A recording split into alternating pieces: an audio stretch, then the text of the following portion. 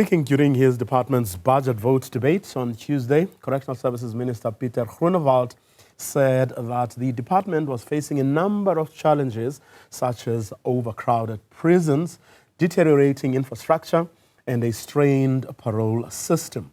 Groenewald put forward whether the debate should be or not, whether corporal punishment should be brought back to deal with inefficiencies of the criminal justice system, particularly where violent crimes and GBV is concerned.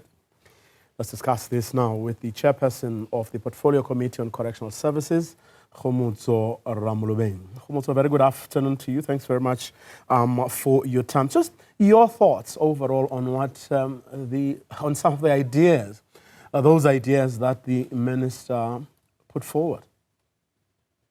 Good afternoon, Vuyo, and to the viewers at home. And once again, thank you for having me. My voice is a bit squeaky. I think I'm catching flu. You will pardon me. Look, I was a bit taken aback when I had the minister raise that in the budget vote debate on Correctional Vote 22. But I reserved my comment because I feel the proper ways or the proper channels that one would raise her views would be in a portfolio committee where the minister would have then to take us through what are the reasons behind reintroducing corporal punishment in this instance. Yes, we understand that the correctional facilities or the correctional department is facing overcrowding. It's not a new matter. We must find alternate ways to deal with or to mitigate overcrowding without reintroducing corporal punishment. But that is my view. It's not the view of the portfolio committee. Our own government has abolished corporal punishment. So why do we have to rethink that view when government has taken a stance on it? So those are my personal views, but would hear at large the minister in the portfolio committee and be able to also engage and input on his assertion on reintroducing corporal punishment, and equally solicit views from other portfolio committee members so that then the portfolio committee could shape itself and have a view or a recommendation towards this view that the minister alluded to on Tuesday. Taken aback you were, but were you surprised? Let me not comment further to say whether I was surprised or not. Look, I would have expected more ideas on how to mitigate overcrowding. An exciting thing now is that the department has okayed or has decided to amend the whole Correctional Service Act.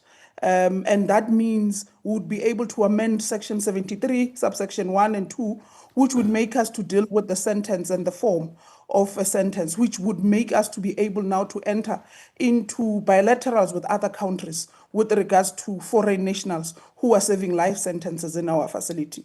And this was something that would have echoed in January, I think, or in February when you invited me on the portfolio committee view in wanting to amend this clause. So the department has agreed to amend the whole Correctional Service Act. So I thought this would be other ways to try mitigate overcrowding. When you now amend the section and then interaction with Home Affairs, then would allow you about 24,000 foreign nationals that are incarcerated in our correctional facilities. You start engagement with our countries to see if there can be an inmate exchange with other countries to try and relieve the pressure of overcrowding. Also enter into discussions with justice system with issues of those who are waiting trial for more than a year and 2 years, who have never seen the court, but they're incarcerated or they're remanded in our correctional facilities. Enter discussion with the justice system and see a way of how do you refer them to the justice system as referrals 49G and 63A, to see whether the courts still want to pursue those matters that those who are remanded in correctional facilities in the crimes that would have had. If they do not want to pursue, then they must release them. So those are some of the engagements that we must have. But I think the minister then thought of an idea of corporal punishments, but I think it would be in the best interest of Vuyo to invite him and to expand and unpack more on why he brings about this idea.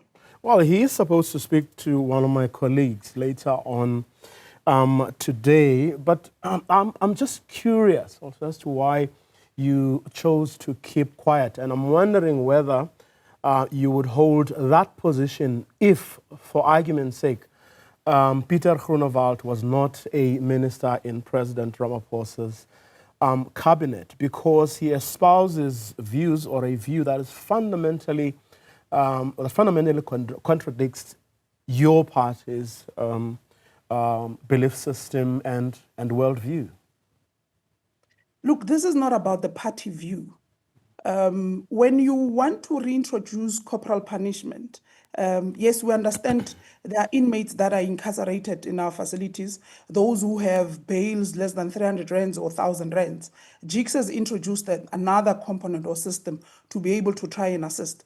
But whilst we are trying to do that, I think there are other means or ways that we can go about it. Perhaps we could look at community service for those who have lesser crimes for them to do. That is my thinking. But the reason I kept quiet, it's because I believe my views should be shaped in the portfolio committee. I can't go around raising my views when I chair a committee that has not expressed its views on this matter.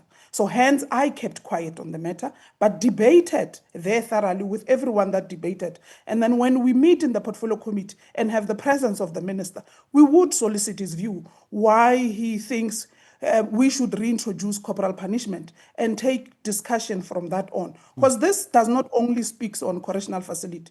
We have agreed as a country, or government has agreed to abolish corporal punishment, and this goes to schools, that teachers should not enter into any corporal punishment with learners. Are we saying we must reintroduce that back? Well, so we are doing something left and turning right. So why are we doing that? There's clearly a vacuum here, and the minister is trying, perhaps some people would say very hard, to fill it. And I am reading it together with what the president told us, that he has given instructions to each and every member of his executive to look at what is happening within their spaces and to see what can be done to improve things. And I'm saying this very, very, very broadly and paraphrasing him. All right? Now, you accept, all of us should accept that there are gaps. What do you do with overcrowded prisons? Petty criminals who are being held there at a huge expense to the state. Now, if you as legislators haven't come up with proposals without having to be prompted, then you're going to have these conversations that probably won't even go very far. Is it not then, or do you not feel it is your responsibility to proactively look at these issues before people like Pieter Groenewald can make the kinds of statements that they have made, which many people have condemned as being irresponsible, taking us back to the Stone Age? Look, if you remember, the portfolio committee has come up with recommendations and ways to try and assist the department in mitigating overcrowding. And one of those has been the issue of foreign nationals that are incarcerated in our facilities, to try and amend the Section 73, subsection 1 and subsection 2. That has been a vocal point of the portfolio committee since January. And I am here happy that the department has finally acceded to that, and they have decided to amend the whole Correctional Service Act, which a portion of it will alleviate that overcrowding we're dealing with. 2, I've spoken about those who are awaiting trial, who have been in facilities for more than a year and 2 years.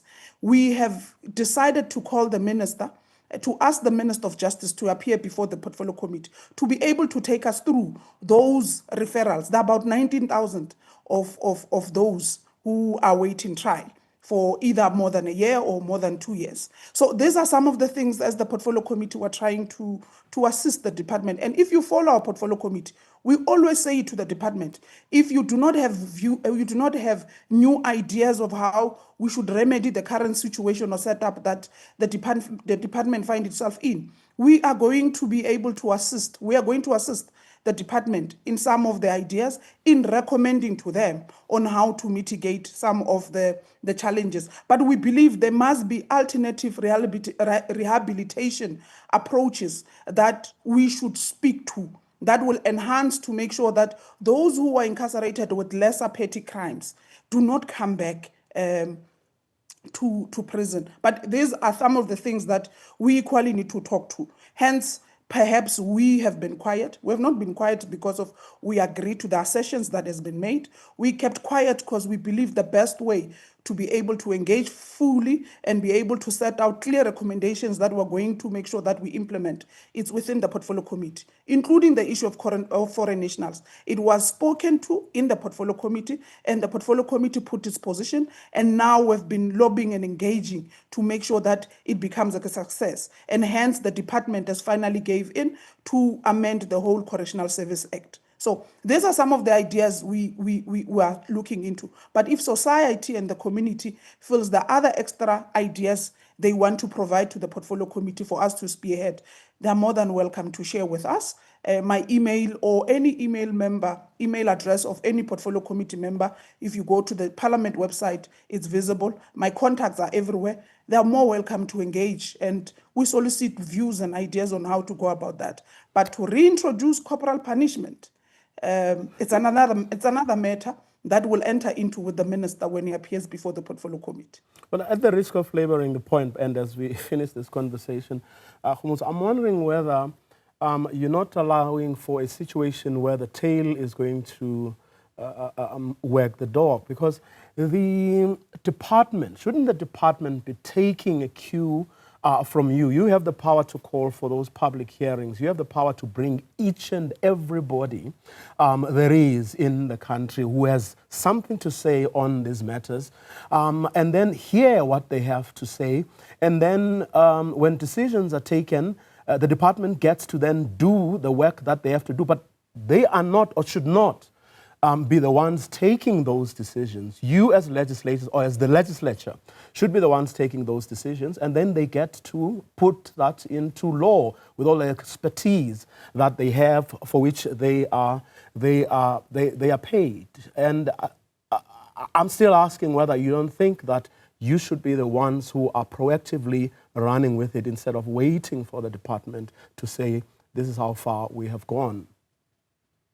Look, I indicated, I think when I appeared around January or February with you, with tackling the issue of foreign nationals and trying to amend a section, we are going to proceed and seek research on it, and which we did seek research from Parliament and for us to be able to go about it. So whilst we were trying to get a final research view from Parliament, the department then comes back and says, we have opted to review the whole Correctional Service Act. Then for us, it speaks to the process of public participation that we are speaking to. It will come back to us in the portfolio committee to talk to it. They would introduce it. Immediately after that, we will solicit views and opinions from the public, either by us going around the whole country doing public participation, or whether there will be virtual. It's a process that we're going to enter into and discuss as the portfolio committee. But that process is going to unfold now when we amend that section of 773A and B, but the whole Correctional Service Act, which will then allow the public to input their thinking to it. And once we have concluded that process, we'll send it to Parliament, the National Assembly, to fully adopt it. Once it gets to be adopted, it goes to the NCOP for concurrence. Then the President signs on it. Once it's signed fully with the inputs or the amendments that we would have made, both from the Portfolio Committee, including society at large, then it goes back to the department as a fully signed for them to implement. So that process we're going to enter into once we have started the amendment process of the whole Correctional Service Act. Kgomotso Ramolobeng, thanks as always for availing yourself and for your keenness to always engage on these matters. She's the chairperson of the Portfolio Committee on Correctional Services, following, of course, those comments by the Correctional Services Minister, Pieter Groenewald, that perhaps we should bring back the corporal punishment. We give you 6 lashes for whatever offense, and then we allow you to go. End of the story.